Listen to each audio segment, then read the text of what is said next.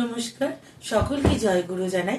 পরমপ্রেমময় শ্রী শ্রী ঠাকুর অনুকূল চন্দ্রের সত্যানুসারণ গ্রন্থ থেকে কিছু অংশ পাঠ করছি।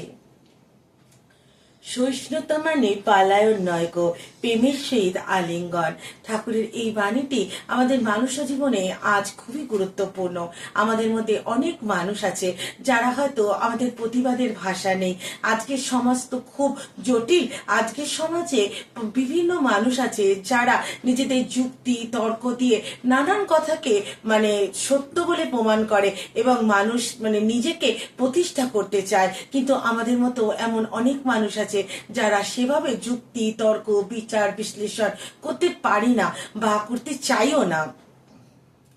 আমরা সহিষ্ণুতা মানে হলো কোনো কিছুকে শান্তির দ্বারা আলিঙ্গন করা, প্রেমের দ্বারা আলিঙ্গন করা, অর্থাৎ কোনো ঝামেলায় না গিয়ে আমি জিনিসটা মেনে নিলাম যে ঠিক আছে ভাই, তুমি যেটা বলছো সেটাই ঠিক আছে।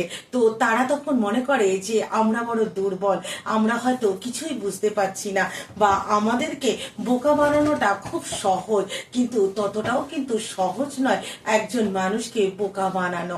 কারণ সহিষ্ণুতা মানে পলায়ন নয় গো, প্রেমের সহিত আলিঙ্গন। ঠাকুর বলছেন প্রেম হলো এই পৃথিবীর আধার, আর প্রেমের দ্বারা আমরা যা অর্জন করতে পারি তা কিন্তু আমরা অন্য কোনো কিছু দ্বারা অর্জন করতে পারি না।